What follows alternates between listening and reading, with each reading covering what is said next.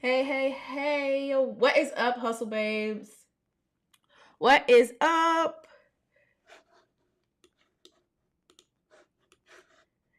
As you come in, let me know where you are checking in from. Let me know where you're checking in from. Let me know if you can see and hear me. Put it in the chat box if you can see and hear me. What's up, y'all? I want to make sure that y'all can see and hear me.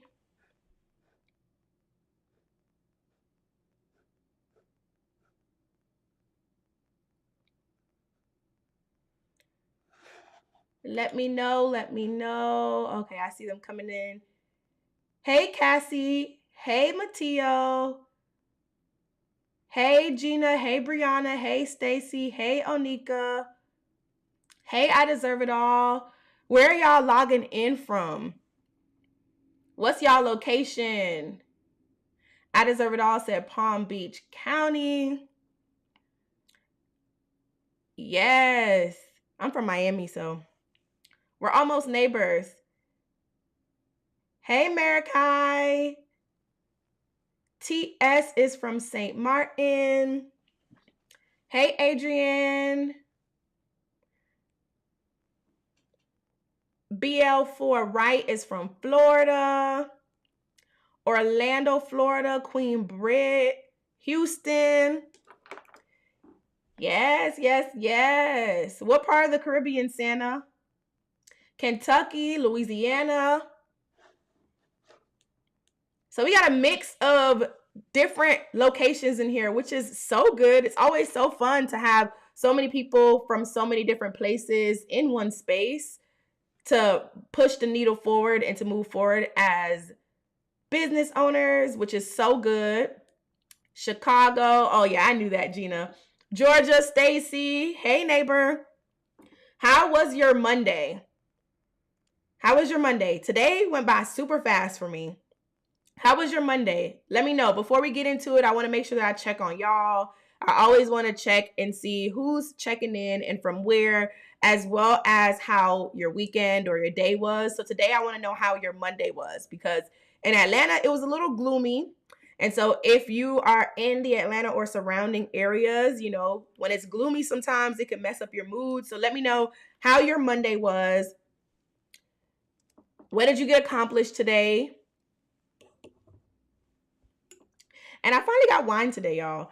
I had Andy. Andy is my husband, for those who don't know, but Andy was supposed to pour me a glass of wine and he poured this full glass, y'all. I normally pour a glass to like right here. I don't know who he thinks is going to drink all of this, but I have to still work after this, so maybe I'll drink it throughout the night because this is a lot of wine. Stacy said great. BL4 Right said productive. Oh, you were off today. Okay. So you relaxed. I know that's right. Ken said she went to the dentist, family dinner, bleached a lot of shirts, did a wholesale order. It sounds like you were productive today. You balanced family and business and personal. So you did a lot today, Kens. That is what's up. So for me, my Monday went by a little bit quick. My Monday isn't over yet. I'm still going to be working after this, but I woke up around like 7 something in the morning. I'm proud of myself today because I went to the gym.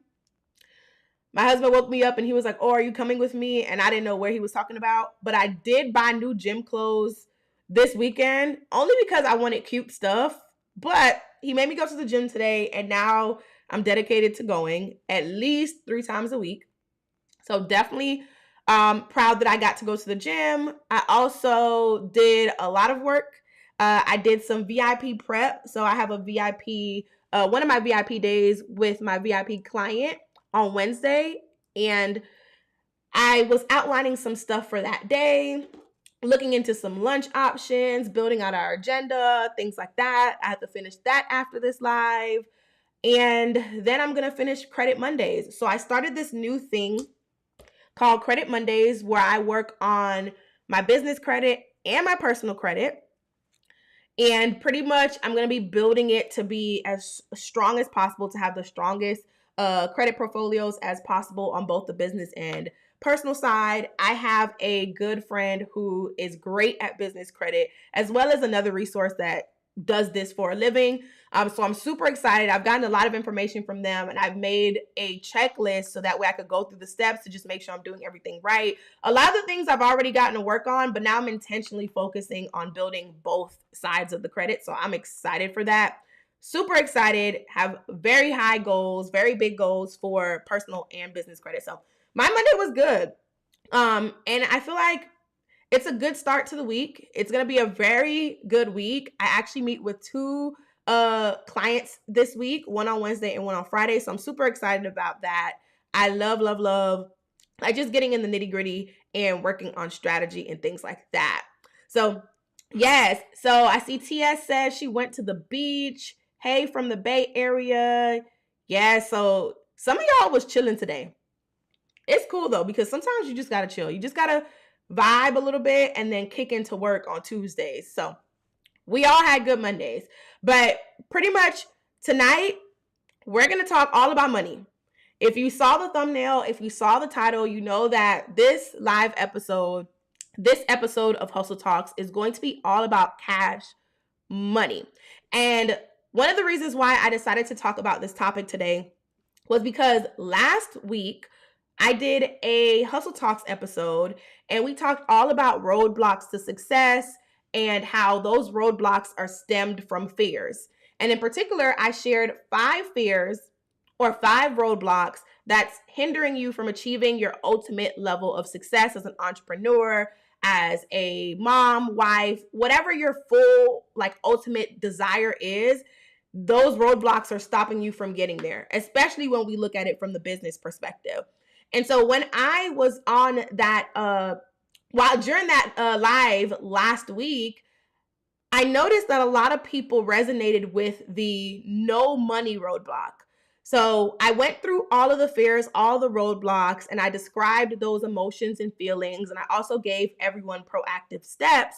But when I said the fear of no money or the roadblock of having no money is stopping you from your success, the chat was on fire. They were all saying, that's me, that's me, that's me. And so when I saw that, I was like, this is definitely a episode that I want to do, right? Talking about money, because I feel like money is talked about in regards to sales and things like that, but I don't feel like people talk about the funding aspect of it and what happens when you don't have money to start off with. So that's what we're talking about tonight. I have surprisingly, once I started tallying everything together, I have surprisingly secured over $35,000 in funding. And I've also been able to invest tens of thousands of dollars into my business.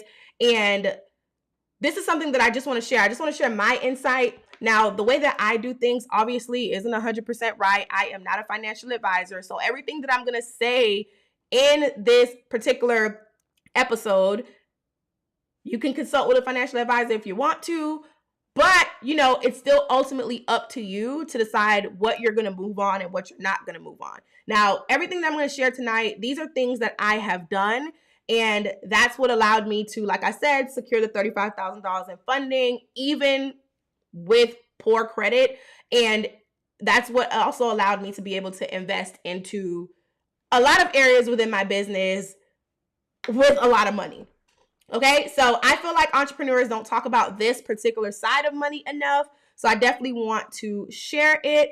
And honestly, that's one of the reasons why I started Hustle Talks, because I felt like there needed to be a lane where someone was giving raw insight on what it's actually like to be an entrepreneur, or just talking about things that surface level videos don't really dive deep into. And so with Hustle Talks, it's a real talk series that is live, and it has a podcast episode version of it. And it's a real talk series, so that way we can discuss real things that go on with mindset, with life, with business, so that you can level up as an entrepreneur. And so I love this. So far, it's been good, and it's only going to get better. If you watched the previous episodes that I've done, I told you that every episode I'm focused on getting 1% better. And I'm super excited about all the things that I have planned we're talking the setup, we're talking guests, we're talking all of that, right? It's just going to be so good once everything comes together, and you'll see those improvements as we go on week after week. So if you are interested in seeing that, make sure that you stick with me, ride the wave, because it's going to be a really good wave and you're going to get a lot of gems. Now, I want to say though, we are kicking off the podcast version of Hustle Talks. So what's going to happen is every time I go live, the live is only going to stay up for a few days and it's going to be taken down that very same week.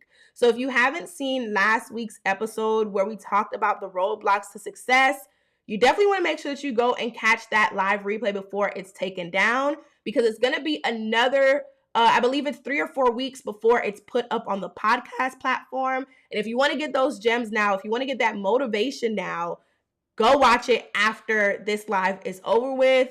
Grab your notebook. If you have to, do some chores while you watch it. But it's really good. It was really motivational. Everyone in there, they were, rocking with it. They felt moved to actually act. And so it was really juicy and really good. So before I hop into the meat and potatoes, I want to do a quick check-in. I want you to put which one are you, okay? So if you haven't launched your business yet, you're preparing to launch, put a 1 in the chat. If you have a business, you've already launched and it's been, anywhere between a couple of months to 2 years, put a 2 in the chat.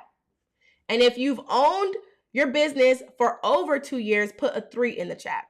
So a 1 if you're preparing to launch, a 2 if you've already launched, but it's been under 2 years that you've owned your business, and then put a 3 if it's been over 2 years with running your business. I just want to make sure that I know who is in this virtual space right now, so that way, as I give examples and as I talk about things, they hit home for y'all. And thank you guys for liking the video. If if you're liking this video right now, if you like what I'm already saying, or if you like the previous episodes, just go ahead and like the video because it helps the algorithm. So like the video, that way YouTube can push the replay to some more people. Okay, so I see 1, 2, 3, 3, 1, 2, 3, 2, 1, 3, 1. Okay, so it's like a mix. It's a mix in here. All right, I got y'all. That's good. So I'll try to give some examples that are at each level. So now I want to ask you guys another question. If you had to put a number on the amount of things that you wanted to do with your business, but money stopped you from doing them. If you had to put a number, like let's say you're like, okay, I wanted to do at least, actually, no, let me rephrase that question. If you had to put a monetary value on what opportunities you feel like you lost because you didn't have enough money to invest, let me know what that monetary amount would be. So if you feel like you lost out on like $10,000 in sales because you didn't have the money to get the inventory you wanted for 4 collections, put 10,000. If you feel like you missed out in possibly $1,000 because you haven't been able to, get new packaging that your audience would like or anything like that. So put how much money you think you left on the table by you not having enough money to invest. I hope that makes sense. So put a monetary value of how much you think you missed out on because you didn't have enough to invest, because money stopped you from either investing in the knowledge, from either investing in the product, either investing in the promotion, anything like that. Put a number. I want to see some monetary values coming through.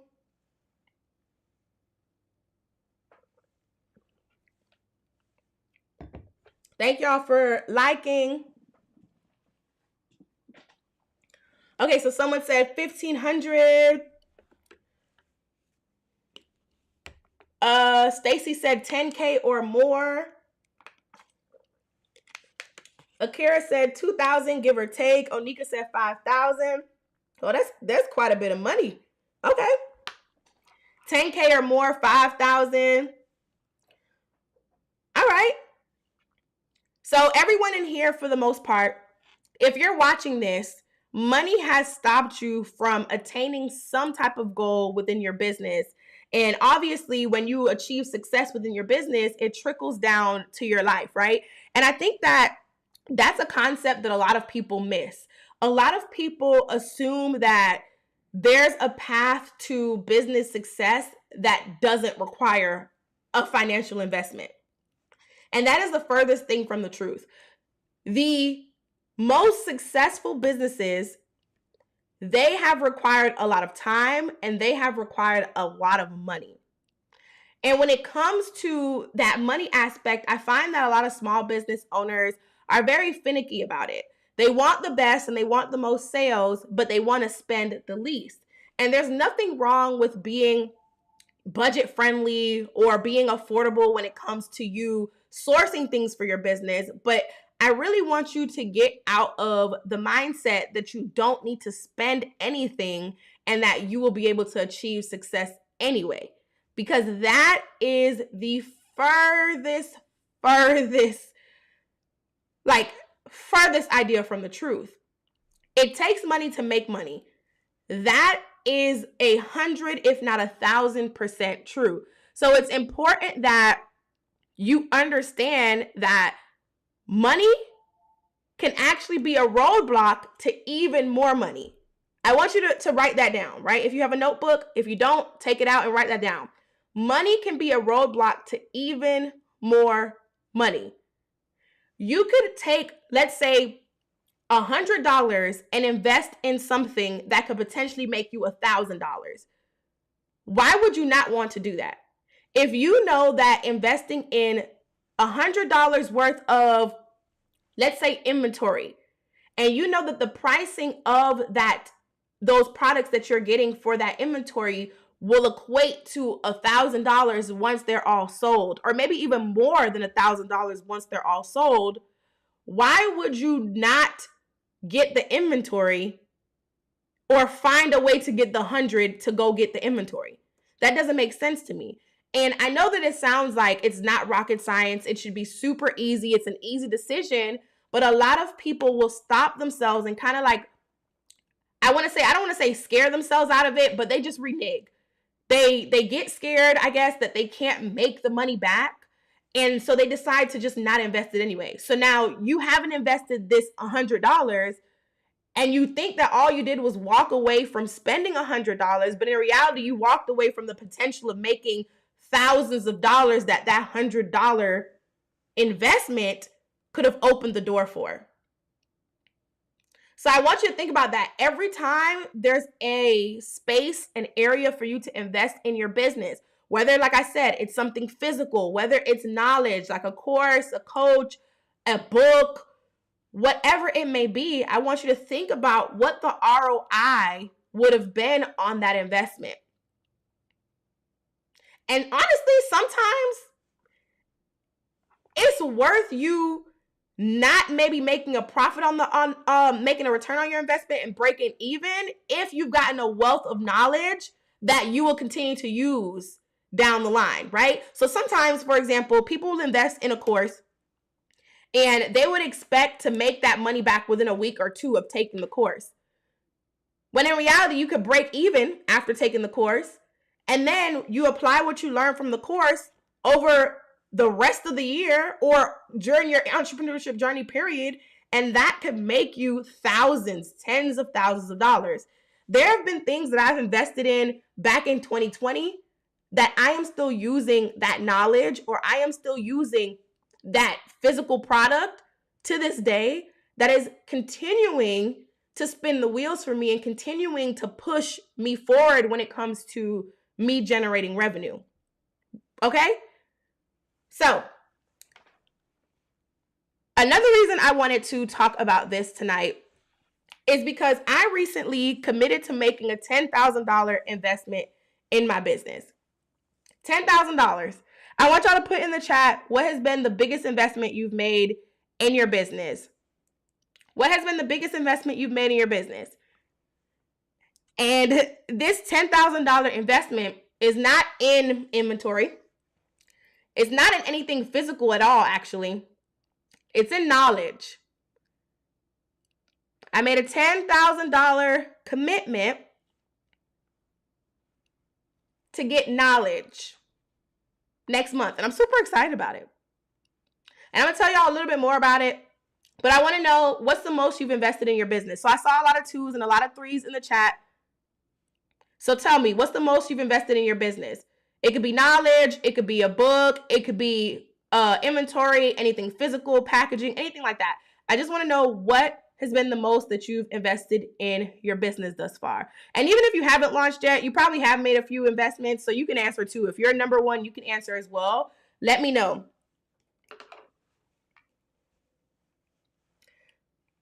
Let's see. Hi, mommy. So don't tell me what you invested in. Just tell me how much was the biggest. How much was the most that you spent? What was the biggest investment? But I'm happy to hear that you've invested in knowledge. What was the biggest? What's the number, Bay Area? What's the number? So I see Artavia said 6,000. Okay. Stacy said inventory and trainings. What's the number? Do you have a number? And y'all should know the number because y'all should be keeping track of your numbers. That's another thing. But I'll save that for Q&A if anything. But y'all should be keeping track of your numbers. Akira, what's the number for the knowledge? Okay, so I see 800. I see Gina said 3,500. Gina actually just invested in 6-month coaching with me. So shout out. Gina just invests, okay? And before that, I know of another big investment Gina made. So Gina, you got it. Bay Area said 1,000. Chocolate Bunny said 600. Empress said 30,000. Woo! Brianna said 500. 15K, 2,500. Carol said 20K. Okay. Good. So we got a mixture of people who aren't scared to invest. We got some really high numbers. And then we got some people who are in the hundreds still. I don't know whether you are number 1, number 2, or number 3, but it's good to hear that you guys have some numbers brewing, right? And when I asked the question earlier about, has money stopped you from money? I think everyone for the most part said that it has. And so when it comes to the 10K commitment that I made a 10K commitment for 4 days. So it's going to be 4 days back to back of coaching with someone who I've worked with before in the past. And when I saw that opportunity, it was a no-brainer for me. Some people will see $10,000 for 4 days and think, what in the world? I don't think $10,000 is worth 4 days of knowledge. But let me tell you, I have paid $10,000 for 1 day with an operations coach, and I have made my money back and then some, simply because of the things that she taught me about SOPs, systems, training new employees, hiring new employees, all the things. After I took that VIP day, for example, so I paid 10K for 1 day. 1 day, it was 8 hours with her. We sat down, we worked for about 6 hours, and then we went to dinner afterwards. 1 day, 8 hours. I took what I learned and opened up, well, the business was already opening, was already launching, but I opened up the agency and was able to automate a lot of things. I was able to hire a bunch of designers. I was able to build a full agency off of what she taught me. And that agency made that money back and then some, probably like 9 times over within the first year. Okay? And so if some of you are hearing that 10K number and you're thinking like, what in the world? I want you to shift your mindset, right? So the point of me mentioning this 10K investment and how much I've invested in the past is because one of the keys to unlocking more money is to shift your mindset. And I'm going to tap into that in a few minutes. I want to get a little bit deeper into that, but let me explain why I always invest in myself and my business. Every single time I've invested in my business, I've seen the return. I've seen the return not only in a financial way, but I've seen the return in my personal growth. And I've seen the return in, sometimes it affects my life, like my everyday life. I've seen the return on that. And so I haven't been investing since the beginning. Even when I had a shoe boutique, my now husband and I, we made a commitment to go to at least 2 events every single month when I had that shoe boutique. whether it was me being a vendor at the event or whether it was an event that we were purely going to just to gain knowledge.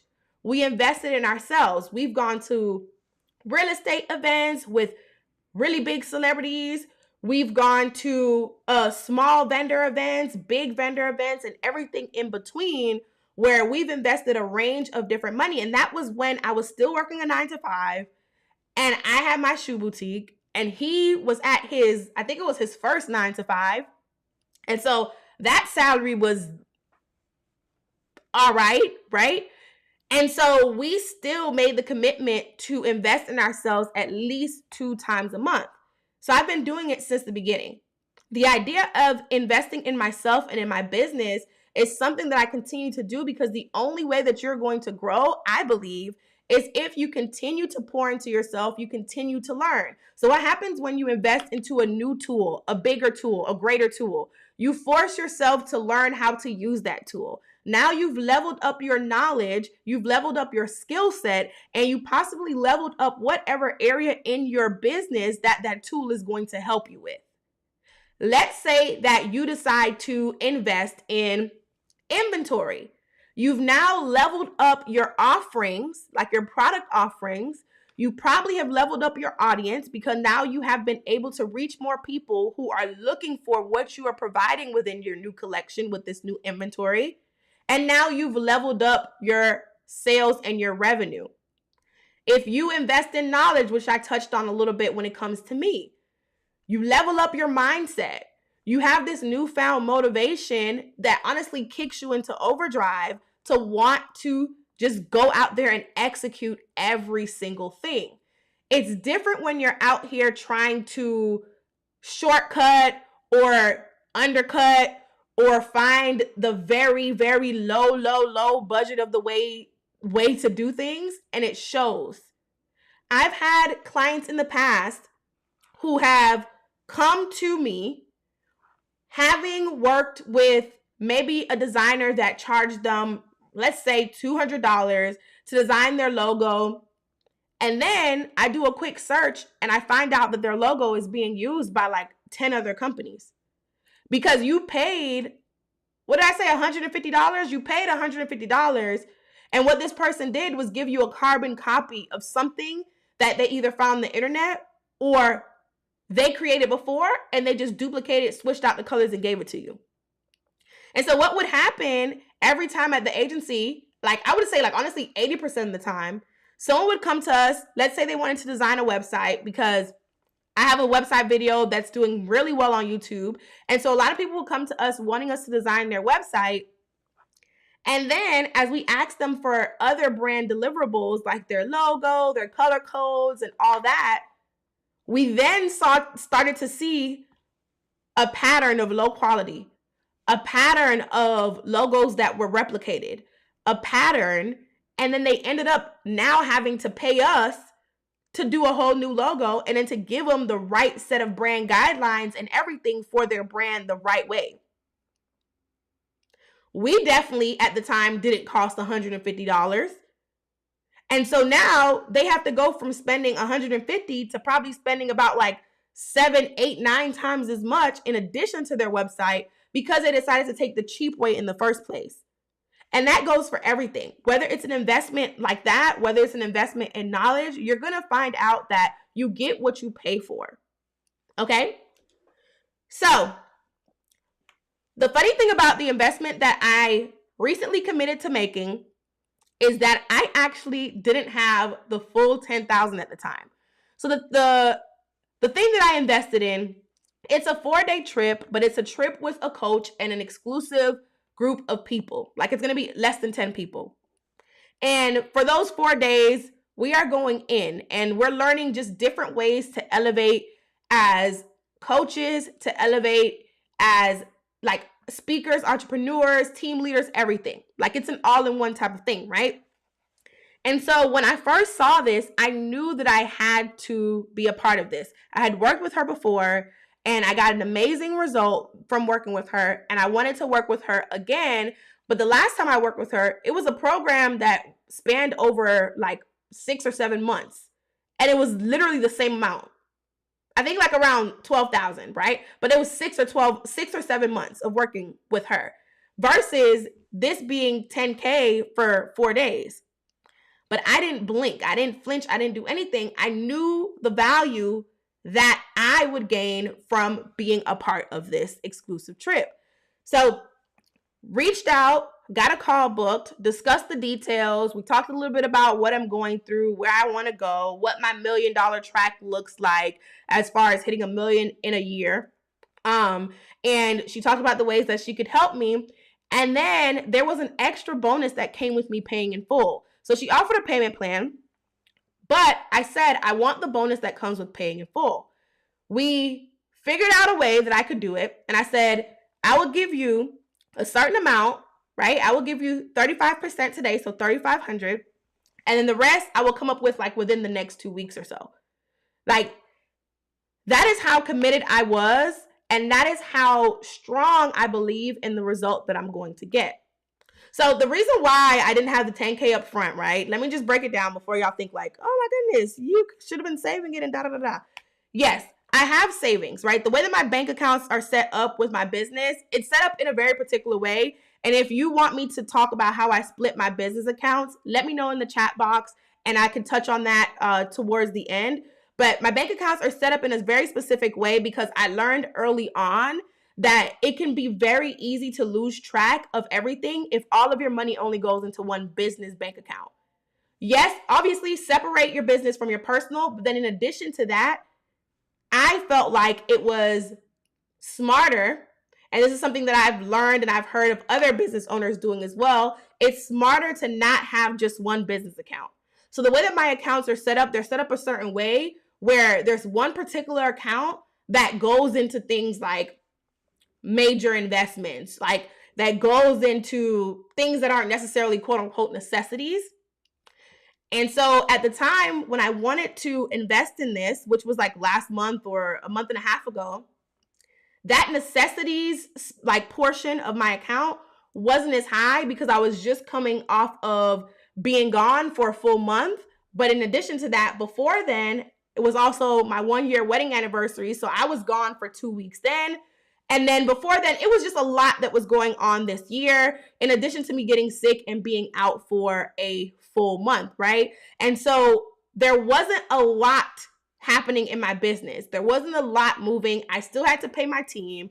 I still had to pay all of the software, all of the tools that I use. I still had to pay that. And my operational costs month to month is not just a couple hundred. It's a couple thousand, right? So running softwares, running tools, paying my team, paying myself, it costs a couple thousand every single month to upkeep. So as I was basically in limbo, I guess I can call it, for let's say 3 months earlier this year, I'm still dishing out money regardless.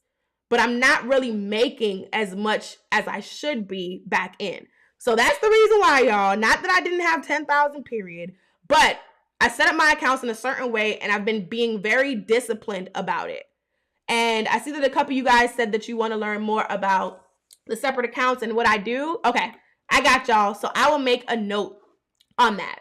So I didn't have the full amount, but I made the $3,500 deposit and I told her that I'm going to pay the rest, even if I had to split it up or whatever the case may be over the next 2 to 3 weeks. Her assistant checked up with me on Andy's birthday, and I saw that email over the weekend, this past weekend, and I responded to her and I said, I'm going to pay the remaining $6,500 all at once. Send me the link, right? Now, what happened in 2 to 3 weeks that allowed me to make $6,500 of a payment when just 2 to 3 weeks ago I didn't have it? That is what I'm actually going to talk to you about tonight, right? So tonight, what I want to share with you is 5 ways that I have repeatedly gotten money for my business. These are ways that I have been using when I owned a shoe boutique. These are ways that I have been using for the years that I have been in business with the brand Hustler. These are ways that I have used time and time again, and these are ways that don't involve credit per se.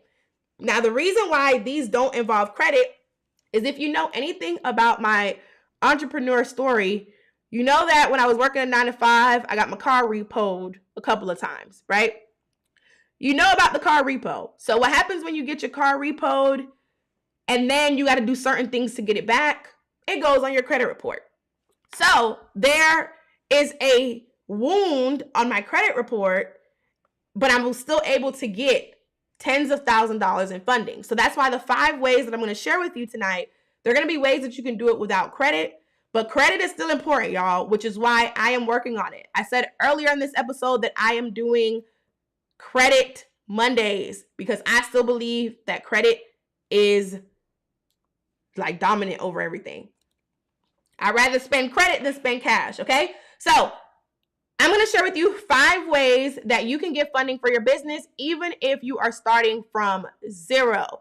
But before I share those 5 ways, the number one, like the overarching thing that I want to drive home for you, the overarching message that I want you to take away from this is that your money mindset has to change.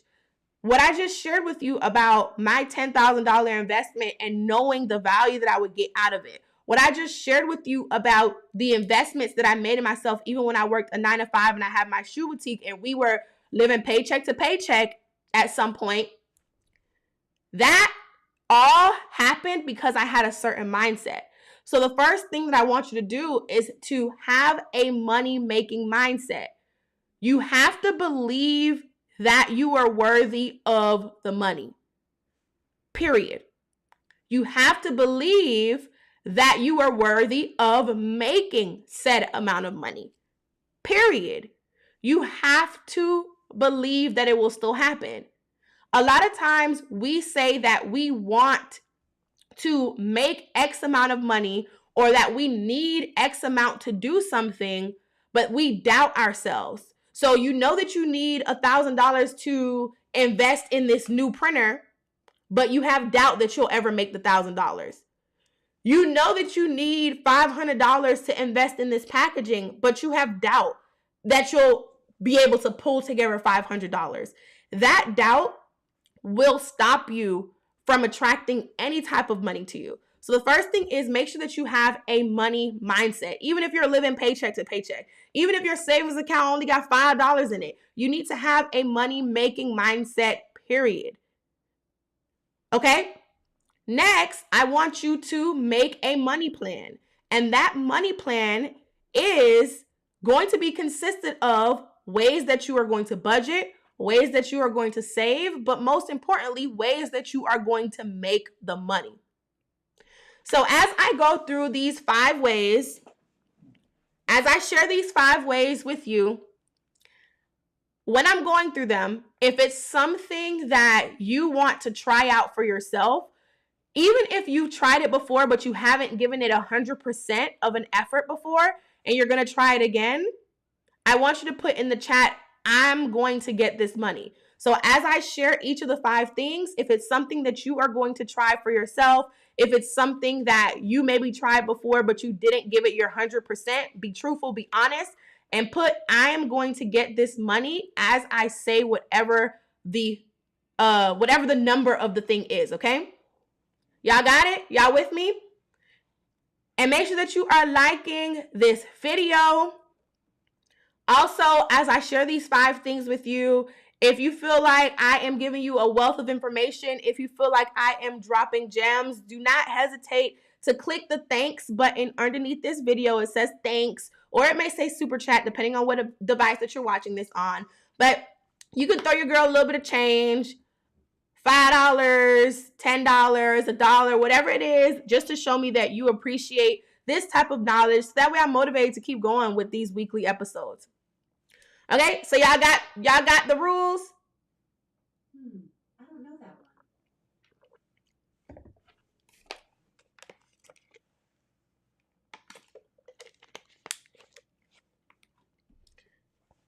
Bay Area says, definitely have my handy dandy notebook ready. I know that's right. Queen Britt said, yes, please. Gina said, yes, she's ready. All right. Perfect. Okay, so the first way that you can gain money for your business is one that I am a strong believer in. This is something that has worked time and time again. It's foolproof, and that is you can get a side hustle or a gig. I have to put this at number one because I have 2 or 3 videos on this on my YouTube channel, and I share the side hustles that I have actually done myself. I have done a plethora of different side hustles, a plethora of gigs, DoorDash, Uber, Shipt, you name it, to make the money. I'm an avid watcher of the Social Proof podcast, and recently I started going back in their archive and watching old episodes. And in one of the episodes, David said, if you want something, make that thing. So the example he used in that episode was a Rolex. He said, instead of taking money from your bank account and buying the Rolex and being negative whatever amount, go make a Rolex. So go out there and do the work, sell the thing that's going to generate enough money for you to then buy the Rolex. So pretty much what that means is if you have a goal and you look at your bank account and your bank account is just not adding up, right? The math isn't mathing. You say, okay, I need to make X amount to make this investment. Now, what can I do to get to this amount that I need to invest? Instead of saying that I don't have it and just backing out of it, think to yourself, okay, I need to come up with $1,000 because this is going to do so much for my business. What are all the things I can do to make $1,000? If you love grocery shopping like I do, you would love something like Shipt. On the Shipt app, they actually tell you an estimate of how much money you're going to make per order. And that's not including the tips that someone may give you. So you can look at the amount of money that you could potentially make. You can also look at the size of the order, and it also tells you an estimate of how long it should take you to shop for that order. If you have an extra 4 hours in your day, or you have the full weekend at your disposal and you can go grocery shop for 5-6 hours on both Saturday and Sunday, and you know that, okay, within an hour time, you can probably knock out 2 orders and you're going to take some pretty decent sized orders. So you're going to shoot for orders that will pay out maybe around $50. You know that technically every hour you can make $100 if you keep getting orders that are around that $50 mark and you knock out 2 every single hour. So now that $1,000 investment that looked so big is something that you can accomplish in a matter of 10 hours. And those 10 hours, however you got to divvy it up. Like I said, whether you knock it out 5-5 or whether you got to split it up 2 hours each day for 5 days, bada bing, bada boom, you just added it up and you just made the investment that you needed through a side hustle or a gig. Y'all got that? Shipt is really fun. Really, really fun. I love Shipt because I used to be the person, I'm still the person that absolutely loves games, but I used to play like Diner Dash and like those types of games on my iPad. So I love when I gotta like grab and rush against the clock. That's my jam. That is my jam.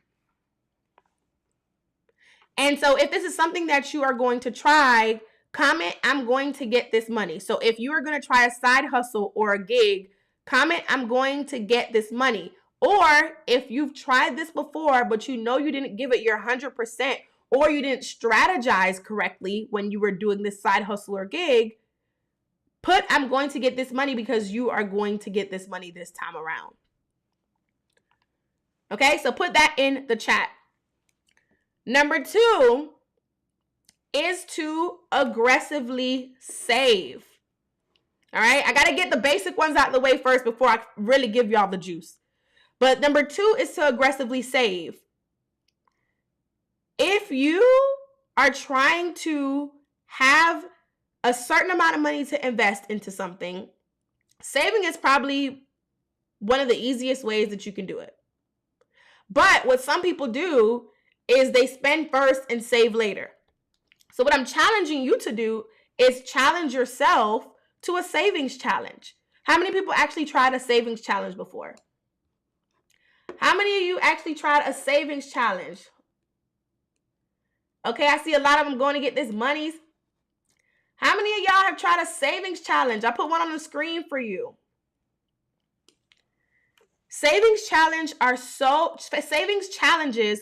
good, especially if you love gamification. If you are a person who you love just pushing yourself to the limit, you love the thrill of seeing if you're going to be able to successfully do something, then this is for you.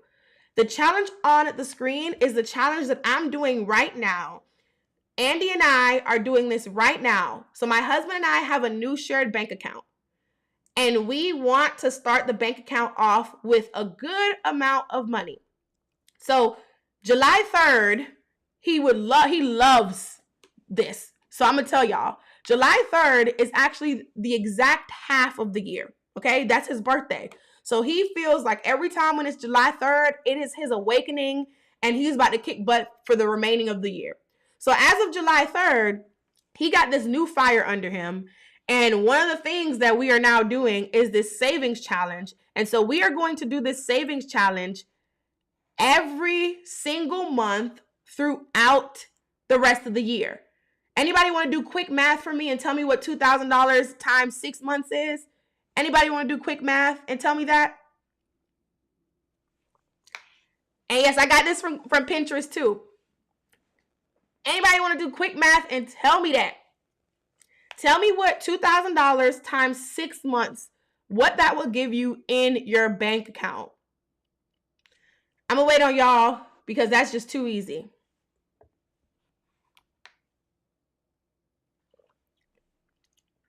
And thank you. Thank you. I will let him know. All right. $12,000. If we save $2,000 for 6 months, that's $12,000. What would happen if we both did this? That's $24,000. So let me tell you what I'm doing, right? Because tonight is all about what I have done to get funding for my business and what I'm currently doing to just have money, period, to invest in anything that I want for my business or for myself in my life. My husband and I are doing this challenge for the remainder of the year. We're going to have $12,000 in our bank account by the end of the year. We currently pay bills and things like that from separate accounts, and we're not going to touch this account until the top of 2024. So what's going to happen is that account is going to be a healthy start for us. We also have business ventures that we want to do. And so that's the reason why I brought this up to you, because this isn't a marriage lesson. This is the fact that we have business ventures that we want to go after, but we have to start somewhere. And I told him that if we really about it, we could double up 3 of the months and have more money than that. So if we double up, let's say October, November, and December, we now have, what's that? 4,000 times 3, that's 12,000 plus the 6,000. So we'll have $18,000. And then I know he gets a bonus at the end of the year, so he might as well just throw in the extra 2,000 and make it 20,000 so we could start 2024 off right, investing in whatever business we want to invest in. Not only am I doing this with Andy, my husband, because we want to have a strong foundation to start off investing in the real estate that we already have eyes on, to start investing in just the other things that we want to do, which I'll share more obviously via YouTube. But I am also taking this challenge myself for my personal account. Now, you can split this in half. You can very much split this in half and say you're going to do $1,000 for the month. I'm doing that with my business right now. I mean, not my business, with my personal right now. I am doing $1,000 for the month of July, in addition to what I pay myself to my personal account. So I challenge you to test this out, right? You can take a screenshot of this, but honestly, you can find these on Pinterest. I saw someone in the chat say that they found it on, not this, but they found one on Pinterest. They're on Pinterest. They're on Etsy. What I plan on doing is I'm going to print this out on a poster board, like a laminated one. I'm going to get it printed out by Office Depot. And then I have these money bag stickers that on the digital version, every time we complete a day, I put a money bag over the day. So what I'm going to do is I'm going to print out 31 money bag stickers, and I'm going to put some like double-sided tape on them or like Velcro or something. And then I'm going to put it on the poster as the days go by. Because I'm a visual person. So if you are a visual person like me, definitely print it out, put it somewhere where you always see it, and check it off. Put a dot on it, put a thumbtack, put a magnet, do something so that way you can see the progress. And at the end of the month, you're going to look back and say, wow, I got $2,000 in my account, or I got $1,000 in my account. And then if you continue to do that, you're going to look back at the end of the year and you're going to have thousands of dollars sitting in your account. So I challenge you to do this not only on the personal side of things, but also in your business as well. So I see a couple of you guys are saying, I'm going to get this money. So a couple of y'all are going to be doing this, which is so exciting and so good. So y'all ready for the real tea? Well, all of this is real tea, but y'all ready for number 3? If you're ready for number 3, let me know. Put it in the chat box. And also don't forget to, if you feel like I'm sharing good information, give your girl some support. $1, $2, $3, whatever it is, just to keep me going, keep me investing in this equipment and all the things. So let me know, y'all ready for number 3? Put yes in the chat if you're ready for number 3. All caps, yes in the chat.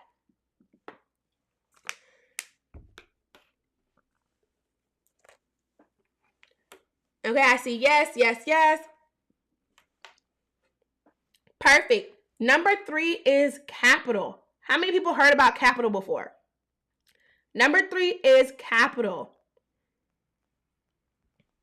Capital is similar to a loan. It actually is a loan. But the cool thing about the capital that I have used is that they don't run your credit at all.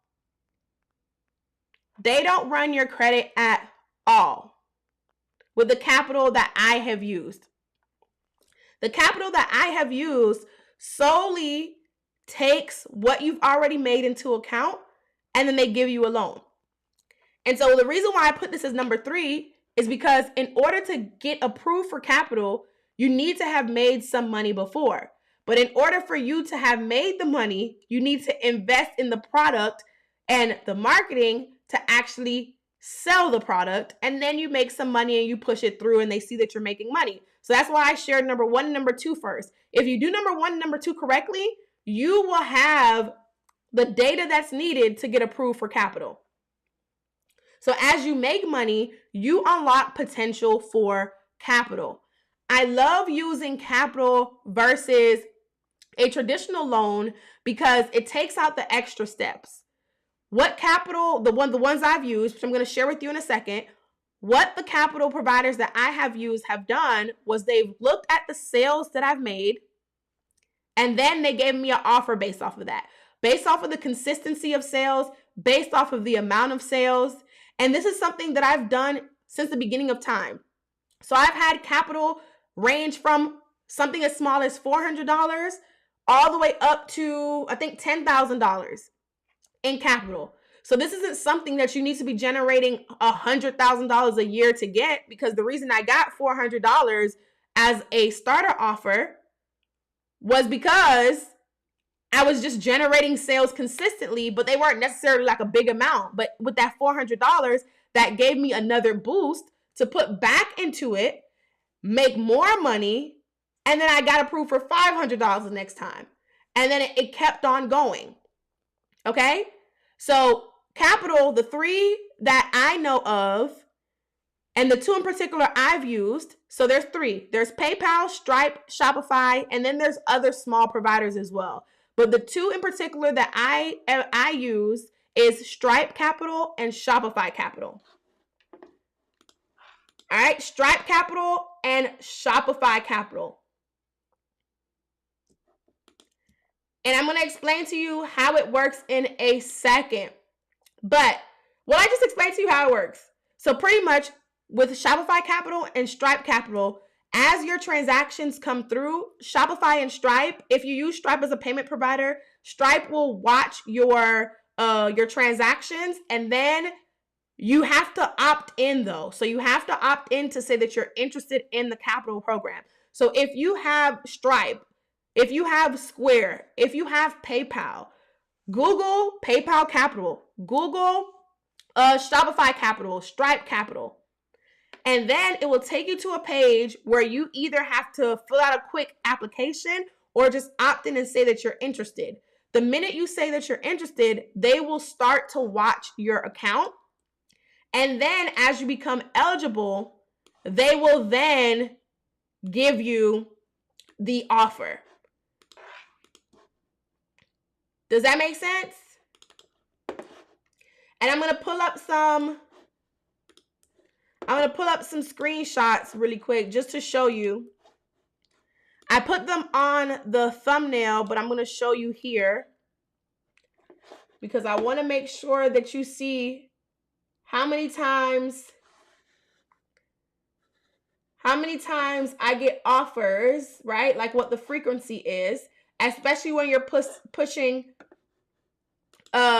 consistent money there. So if you do number one correctly, which is getting the side hustle up and going, doing the gig,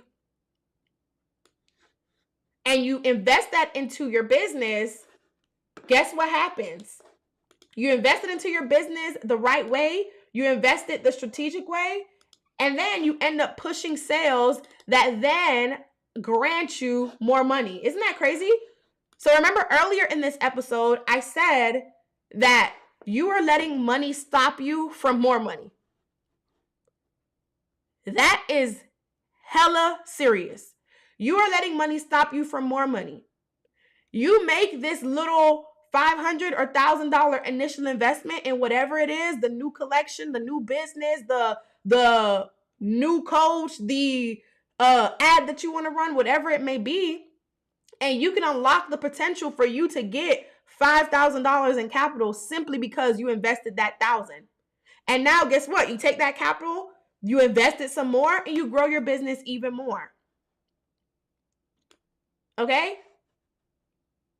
So let me show y'all. Now the percentages, I don't know how they determine the percentages. I don't know if it's based off of frequency or what it's based off of, but the percentages can be a wide range, right? So this, I'm putting them on the screen. This one was a Stripe capital loan that I got last year and I paid off in 6 months. Oh, and the cool thing about capital is, so they approve you based off of the transactions and the money that you make. Guess how you pay it back? Guess how you pay it back? Akira said, thank you for the jewels you're dropping. You're welcome. Guess how you pay it back?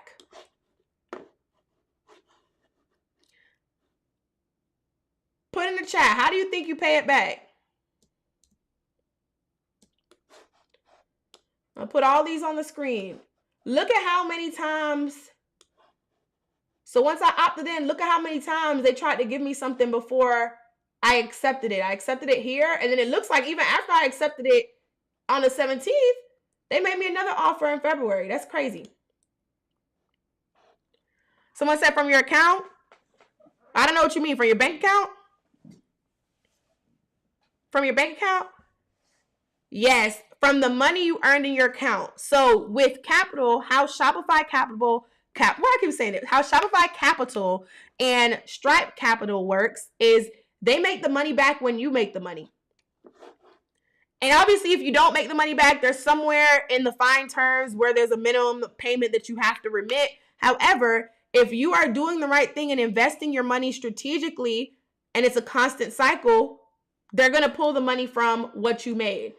That's a win-win to me.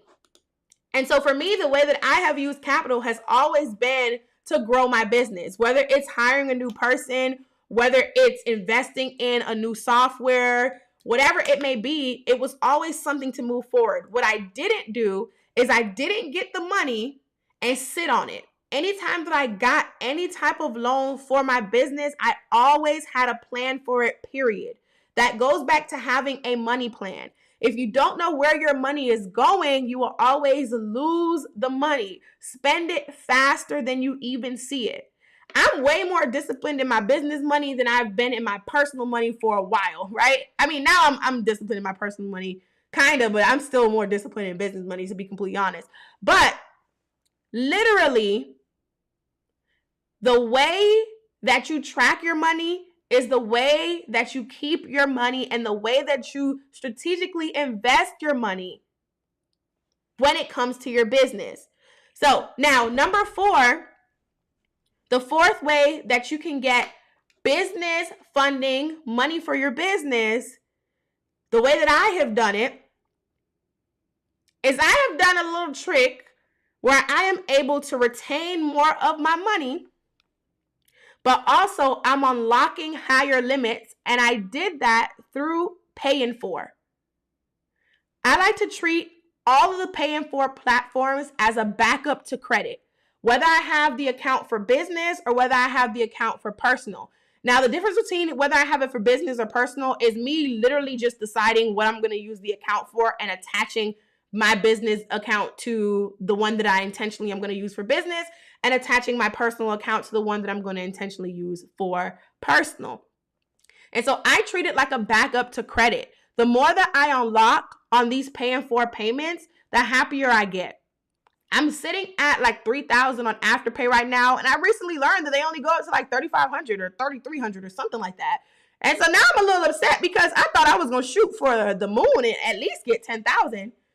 But the way that I use these paying for programs is if there's something that I need to get for my business, more specifically, it's usually something physical. So if I know I need to make a major investment in a, let's say, MacBook, for example, not MacBook, an iMac, right? Instead of me paying $1,000 up front, I much rather pay $250 and then over time pay the remaining $750. What that does when I pay on time is now unlocks more money that I could potentially use the next time I want to make an investment. I've treated Afterpay like that since I had my shoe boutique. Once I switched over to this business, I had to do some things with their customer care team to get things switched over to this right now. But I started off on Afterpay with maybe, I don't know, $400, $300 or $400. I'm sitting at $3,000 right now because I use it intentionally. I pay it back on time. It automatically pulls from my account. And if there's ever any mishap, I make sure that I go in and I correct it right after. But I used it for my business. I used it for my business, for my shoe boutique, to get packaging and things like that. I use it right now, like I said, if there's anything physical within my business, and I treat it kind of like a backup to credit. I kind of treat it similar to credit, to be completely honest. And the cool thing about a paying for a program, especially Afterpay, is I'm now at the level where I don't have to pay anything up front.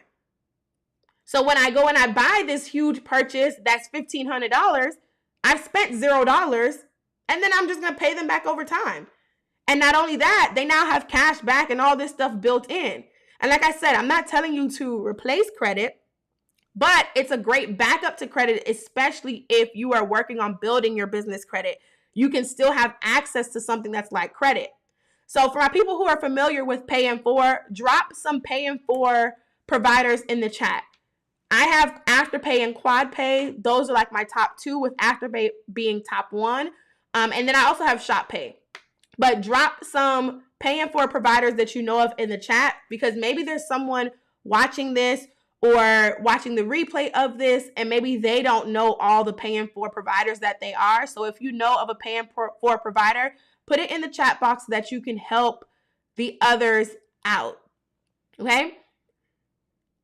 And so, number 5, the 5th way that you can get money for your business, I want to say easily, but I don't, maybe it might be a little hard for you, but without needing credit, and the way that you can get money for your business, period, to make investments in things that you need, is by finding an investor. And when I say find an investor, I mean opening your mouth and actually asking.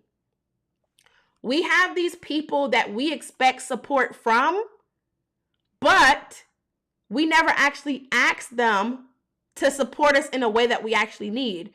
You rather them buy a $50 order from you, but that person could be sitting on $1,000 investment that could go toward your business and make you tens of thousands of dollars. You may have that aunt, that uncle, that significant other, that husband, whoever, that you can say, hey, this is what I have planned for my business. Do you mind investing? I watch a lot of Shark Tank. If you watch Shark Tank, put Shark Tank in the chat box. I watch a lot of Shark Tank. I absolutely study the way that people pitch, and I study the questions that all of the sharks ask. So when it comes down to it, if I'm asking someone to invest in my business, which I've only done a handful of times, but I've actually done it more ways, and I'll tell you in some of the ways I've done it. But if I'm coming to you with a plan. When I go to Andy and I ask him to invest X amount of money in my business, I'm telling him the plan I have to make that money back. I also tell him that once I make it back, not only am I willing to give him the money he gave me back, but I'm willing to give him 5%, 10% on top of that. Sometimes he settles just for lunch or dinner, but you can go out there and find investors. And the cool thing is, even if you don't have a family member or a friend that is willing to invest in you, there are organizations that will. And hint, hint, technically, that's what a grant is. A grant is you pitching your business technically, telling them why you started this business or why you intend on starting this business, what you intend on doing with this business, the impact you intend on having with this business, as well as how you plan on using the money. Technically, you're pitching to Shark Tank when you're pitching a grant. So when I say just ask, you have grants where they will give you the money as long as you have a strong enough purpose and a strong enough plan, the same way that you can ask someone that you know within your family, friends, whoever. And even if it's not your family or your friend, and you just have connections with someone who is maybe a professor, a mentor, or something like that, if you put together a strong enough plan and you come to them asking for a certain amount, sometimes they will actually give it to you. But the problem is you just don't ask. You get what you ask for. This is something that I believe it was my friend Kai, who we were sitting in the salon and she was doing my hair earlier this year. And I was talking to her about all of the times that I have experienced trash service or something has went wrong, and all of the great benefits and rewards I've gotten because of one little thing or sometimes one big thing that went extremely wrong. For example, Andy and I went to Napa Valley for our anniversary. We bought a bunch of wine, and our hotel, the second hotel we stayed at, they had a service where they would ship your wine and whatever they will ship your wine and whatever else. I don't know why I kept trying to say water. They will ship your wine and whatever else you bought home for you. And I opted to do it because they used UPS and I think they used a freight company that used UPS, and I love UPS. So when I found that out, I said, okay, I'm definitely going to do it. And I selected the 2-day shipping option.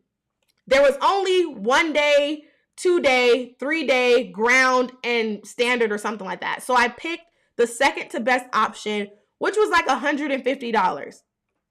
We put our card down, and then the hotel's job was to get it to the freight company, who would then package it the right way and then get it to UPS and ship it to us.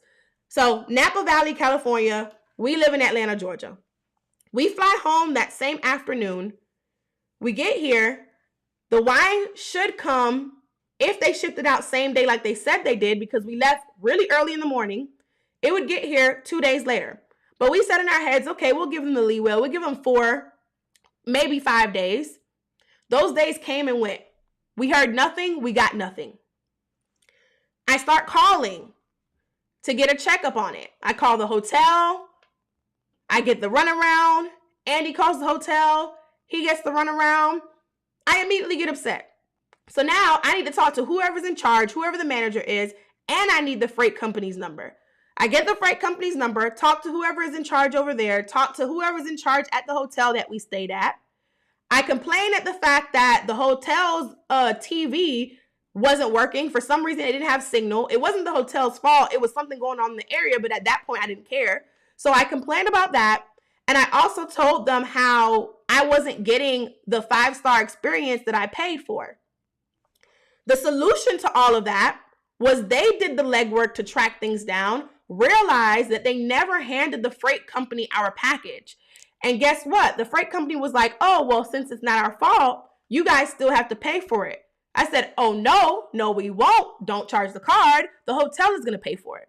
So I called the hotel. Now, see, what many of you would do in this situation is you would say, shoot, okay, I got to pay for it. Or you would just tell them, don't ship it.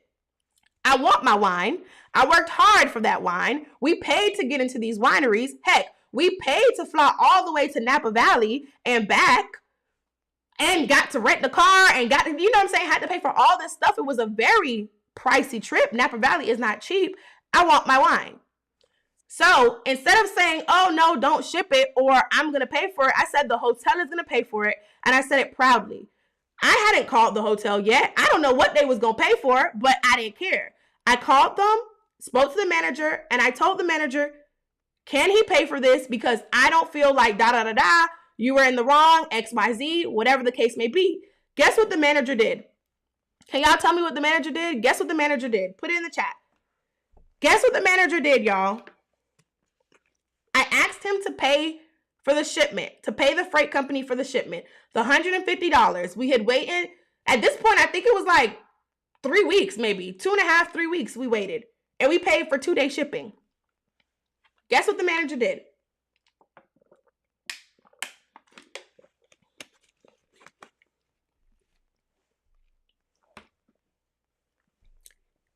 And don't forget to like this video as you are watching it.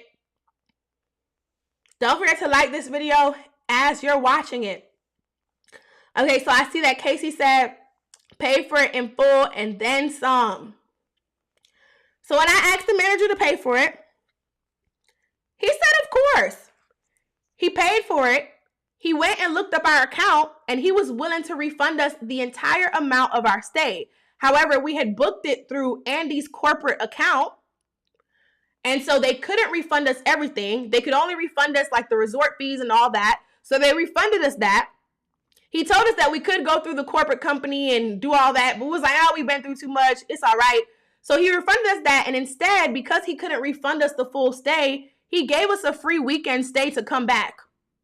So what did we just get? We just got our wine paid for, which was $150. We just got the resort fee back, which I think in total was $250. And then we got a free weekend stay, which equated to $1,200. I just got $1,600 worth of something because I asked to get my package paid for. You're not getting what you want because you're not asking for it. And that also pertains to asking God for anything that you want too. Some of you guys don't pray over your meals. Some of you guys don't pray before bed, don't pray when you wake up. I pray every single time. I prayed before this live. I prayed to ask God to give me the certain words, to give me the certain thoughts, to give me the certain delivery that will get across to who needs to hear this message. Every day I wake up, I intentionally pray for what I want. That's me intentionally asking God for what I want. Every time I have an issue, or even if I don't have an issue and I want something, I ask for it. My friends, my family, heck, even my in-laws now who recently became family know that I am the person that you come to if you have a problem or if you want something specific and you cannot get it, because I am the person who will ask for what I want. I know that this was about money, but I had to go a little bit deeper. Y'all need to ask for what you want. Intentionally ask for what you want. Don't just think it. Don't just dream about it. Wake up, ask for it, and then work for it. But you have to ask for what you want. So for the young lady in the chat that said, oh, it's just me, I don't got nobody to ask, you got somebody to ask. Even if it's a grant writer, you got somebody to ask. Ask for it. So when it comes to me asking my family and my friends and things like that, sometimes I also ask them for things for my business in the form of gifts. So instead of asking for the new pair of shoes, or instead of asking, I don't know, for a fancy date night, ask for them to invest in your business, or ask for something that you know will help progress your business. I've asked for lights before. Like, I have a couple LED lights that were sponsored in here. I've asked for TV screens, TV mounts. I've asked for a bunch of stuff. Whether it was for my birthday or whether it was just because I asked because I felt like I deserved it. But I asked for it. So let's recap the 5 ways that you can get money for your business. These are easy, foolproof ways that you can literally do right now. And it's 1, a side hustle or a gig, specifically one that will tell you the estimate of how much money you can make per hour or per order. That way you can strategically calculate how much it is that you need to make in order to get a certain thing. 2, aggressively save. I suggest using a savings challenge. 3, capital. The 3 I suggest are Stripe Capital, Shopify Capital, and PayPal Capital. And I know that someone also said that Square also has capital as well. And I also trust Square. So if you use Square, that is another form that you can use. 4 is treating Pay in 4 like a backup to credit and using that to actually attain bigger investments that I actually need for my business. And then 5 is asking for it. All right. So I say all that to say, money is not an excuse. You're letting money stop you from getting the actual money that you want, or getting the actual level of success that you want, or getting the actual size of business that you want to be at. And although business credit is super, super important, I am not knocking business credit. Bad credit is also not an excuse, because there are ways around that to still get the money that you need. And then guess what? You use that money to then increase your credit score.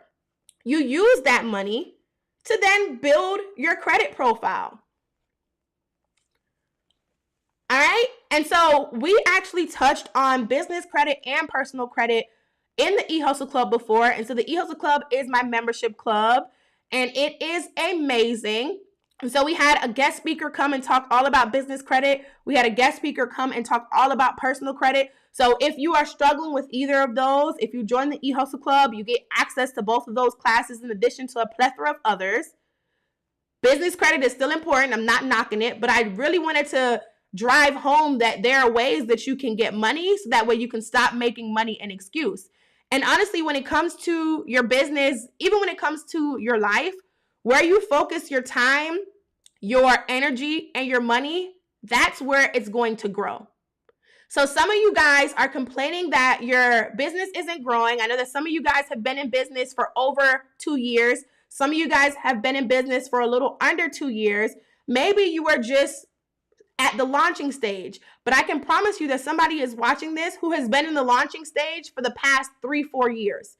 You've wanted to launch this business forever, and you still haven't taken the plunge, or you haven't taken the jump, I should say, because you keep excuse my French, assing the effort, the energy, and the money that you put into it. And then for my people who have been in business, but you're not seeing the growth that you want to see, you're half-assing it and you're expecting to get exponential growth. If you half-ass energy, you have half-ass money investment, and you have half-ass time investment, you're going to get half-ass results. So if you want your business to be on 10, if you want your business to be super successful, you need to put that same energy into all those areas of your business. It does nothing to complain about it, because complaining gets you nowhere. I know when there's time in my business where I'm not giving 100%, I'm not going to complain about it. I'm going to make a plan of action so that way I can recoup whatever it is I lost during that period of time when I'm not making 100%. Stop making excuses and find a way to get what you need done. So, which one of these ways that I shared today, I shared 5 ways tonight. Which one of these ways are you committed to using to fund your business? Put a number in the chat. Number 1, number 2, number 3, number 4, or number 5. Which one of these ways are you committed to using to fund your business? And in addition to that, yes, make sure that you commit to not half-ass. And if you are a person who's watching this and you don't have a number in mind, maybe you are stuck saying that you're too good for this, you're too good for that, you don't want to shop for nobody's groceries, you don't want to deliver anyone's food, you don't want to ask anyone for this, you don't want to have to save and, save for 31 days straight, you're too good for this, you're too good for that. You're not too good, and we all have to start somewhere. The same way that I was driving Uber, I was doing DoorDash, I was doing all the things, I started somewhere. Heck, even to this day, I will tell Andy, for example, when we first said that we wanted to open a particular business, I said, Andy, I will go be a bartender or a waitress right now at a high-end restaurant and make the money that we need in 3 or 4 months. I literally wanted to do that. I wanted to go make the money, but he was like, nah, you need to focus because your time needs to be focused on this main business so that it grows. Exactly what I just told you guys. But I'm not too good even in the space that I'm at. I'm nowhere near where I want to be, okay? So if you're watching this and you're like, oh, I don't know, I'm too good, da-da-da-da, you're not too good. Everybody starts somewhere. So I want you to ask yourself, how much time and how many opportunities will you let pass you by because you're using no money or being broke as an excuse? I never call myself broke. I don't care if I have $5 in my wallet and $2 in my savings account. I'm never broke. What you say is what you are, and I don't have a broke mindset. I have a money-making mindset. How much time and how many opportunities will you let pass you by? Okay? So don't forget, if you are watching this live, give me a thumbs up if you loved this. And I'm planning my topics for August. I am also bringing guests into the mix every now and again. So if you have any topics that you want me to do a episode on, please let me know in the chat box. And I know that you guys asked me about my savings plan, or not my savings plan, but my business finances. I'm going to touch on that in a second. But let me know if you have any topic ideas, any things that you're struggling with. If you are struggling with something mindset-wise, struggling with something business-wise, anything like that, you can drop what you're struggling with in the chat. Or if you're watching the replay, drop it in the comments. So every time I say something in the chat, it actually pertains to you, even if you're watching this on the replay. So drop it in the comments. And so if you have a topic or you're struggling with something, let me know, and I will use that to build out the episode schedule. However, if you are one of those people who you are preparing to launch and you could use guidance on how to do it, you are stuck piecing together a bunch of Google searches, a bunch of YouTube videos, and you really could benefit from a strong plan, a strong proven launch marketing strategy, as well as the lessons and the important tools to build a strong brand foundation. So that way you can build a business that lasts for years and years to come. You definitely want to check out the Ultimate Launch course. You can go to www.yourultimatelaunch.com and join the wait list.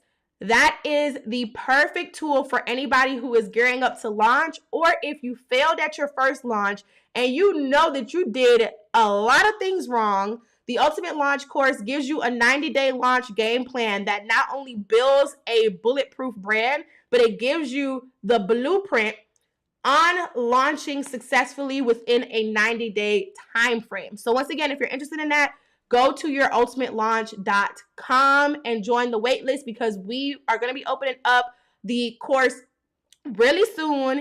It is an amazing program, and so join that if you are launching.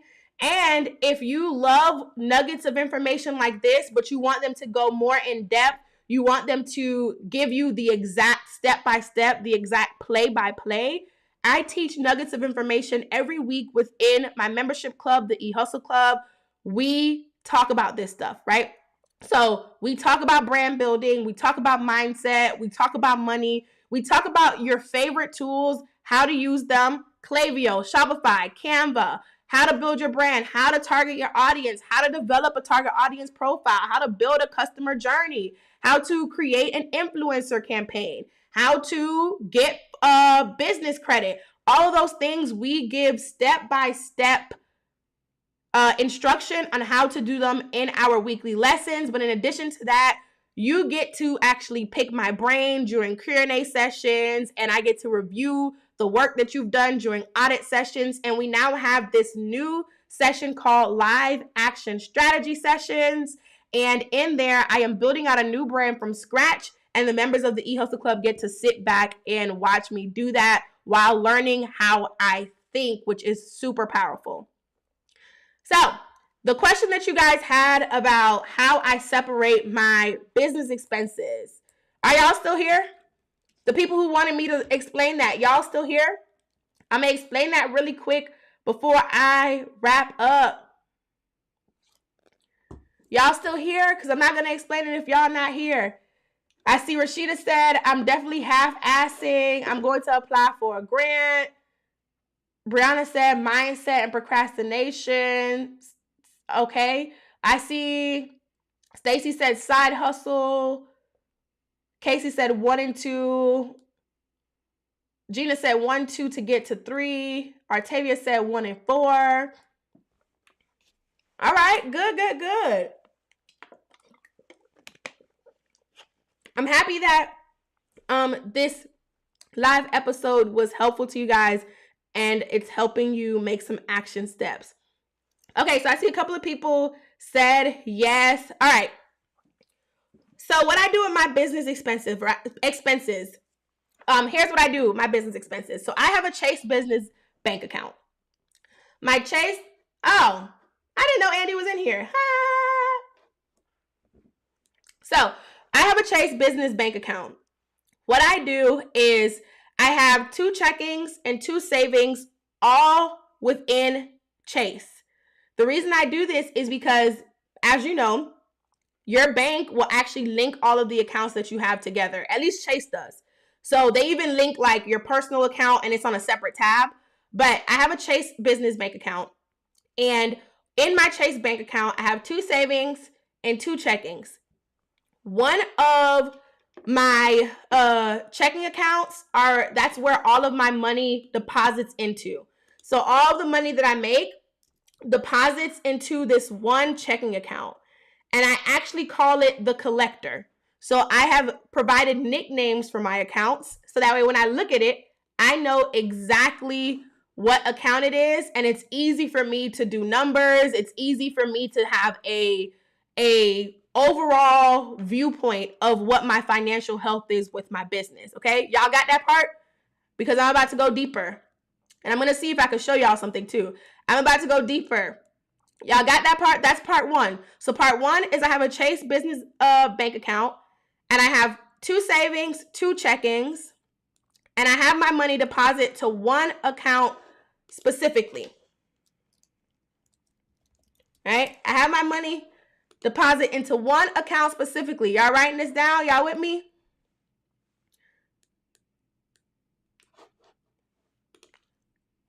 Let me know if y'all still with me. I'm turning this into like a little mini lesson, and I'm still looking for this thing. Categories, whiteboard. Let me know. Not share with me. I own it. Oh, there we go. I found it. Okay. So I see one person said we ready. All right. So that one account is the collector. I'm waiting for a couple more people to say they're ready. I want to make sure that they still here and they listening, got those ears perked. Because I'm not saying this for no reason. Okay. Then the other checking account is my operations account. So I have nicknamed this OPEX for operations expenses. Now, unlike my other checking account, nothing but operational expenses pull from this account. So I have one checkings, nothing gets pulled from it. I have two checking accounts, one, nothing gets pulled from it. The other one, almost everything gets pulled from it. Almost everything. So operations are softwares, tools, their payroll expenses, any operational expense. If I ever have to, for example, I do in-person VIP days. Me renting the space that we meet at for in-person VIP days will fall underneath operations because it's for me to operate my business. And that day, I'm operating my business in a different space. So operations, right? Boom. The amount of money that I put into operations is a percentage. The percentage that I put into my operations account is 35%. I hope y'all are writing this down because it's layered. Okay? So let me backtrack. There's 4 accounts, 2 savings, 2 checkings. All of my money gets deposited into one checking account that I nicknamed the collector. That checking account, nothing pulls from that account. The second checking account I have is nicknamed OPX, which stands for operational expenses. Anyone that I hire, independent contractor, employee, whoever, their payroll, everything goes through there. What you call it? All of my expenses for softwares, tools, anything like that goes through operation. And within operations is 35% of whatever I've made. So if $100 gets deposited into my collector account, $35 would get put into my operations because that's 35%. Then I have the 2 savings accounts. One of the savings accounts is my taxes. That one I nicknamed the man. Okay, the man because, we all know the man, you can nickname it Uncle Sam, but taxes is not my uncle, so I nicknamed it the man because I don't like the man. So I have a savings account that's for my taxes. I put 20% of whatever I make into my savings account. So if I made $100, $20 goes into my savings account, and that sits there obviously for taxes. So if I'm paying quarterly taxes, that's where it pulls from. If I'm paying only one round of taxes at the end of the year, that's where it pulls from. If I have any fees, whether, I don't know, whatever fees I may get from the IRS or the government, that's where it's going to pull from. If I don't got it in there, then I'm going to have to go on a payment plan with the government because I don't got it in that account. But I put 20% into that, okay? Then my last account with Chase, so my 4th account, is another savings account, and that one is my profit account. My profit account is anything that's left over after all of our operational expenses are paid. So after all my softwares are paid for, after all of my team is paid, after I'm paid, after whatever else we need is paid from that operational account, after anything, right? After taxes, all of that. Whatever is left goes into the profit account. But I've took it up a notch and I've told myself that I'm saving 5% of everything that I make. So once again, if we go with the $100 example, I am saving $5 into that profit account. And what I use that profit account for is to save toward my business goals. This can go towards things that I want to invest in, such as the $10,000 investment I mentioned earlier. Remember when I told y'all that I separate my accounts? That could go there. This could go towards a bonus for myself or for my team members at the end of the quarter, at the end of the year. If it's a hefty amount and it's looking really good in there, that's where my bonuses pull from. It can also go towards donations, community donations, church donations, sponsorships. So sometimes I'm feeling nice and I sponsor events. I haven't sponsored any events this year. So if y'all are planning an event and you're interested in me sponsoring somehow, email me. And you can email management@thebrandhustler.com. Shameless plug. Anyway, but that's my profit account. And then my fifth account is my own personal account. It's not attached to Chase. It's my personal account that I have with a different bank. And that is my owner's pay account. That's where I put the money that I pay myself into. And so my percentage for everything equates to 100 because I do 35% operations, 20% taxes, 5% profit, and then I give myself a certain percentage for owner's pay. And that's how I split up my bank account. And that one account, that's the collector that gets everything in there. That one doesn't have a percentage because its sole purpose is to collect money. That's why it's called the collector. Okay? So I had to separate my transactions that were going out from my transactions were coming in, because what happened was there was a point of time where I started making so much money where small things would go unnoticed, and then those small things would add up, and then at the end of the year I paid for something that I wasn't using, and it's added up to like $1,000 or $2,000. That's a lot of money, regardless of how much money you think someone makes. $1,000 is a lot of money. And that's something that could have been applied somewhere else. So that's why I don't have anything pulled from where my money deposits into. I have it pulled from a separate account. So I hope that answered your question. That was a great question. And this was another bomb live talk. This was another bomb episode of Hustle Talks. Okay? This episode of Hustle Talks was the bomb.com. I don't know if it tops the last one, but this one was still the bomb.com.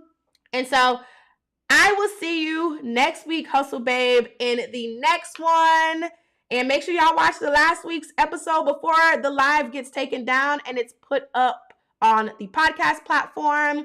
So yeah, y'all, I'll see y'all next week, Monday. Bye. Have a good night.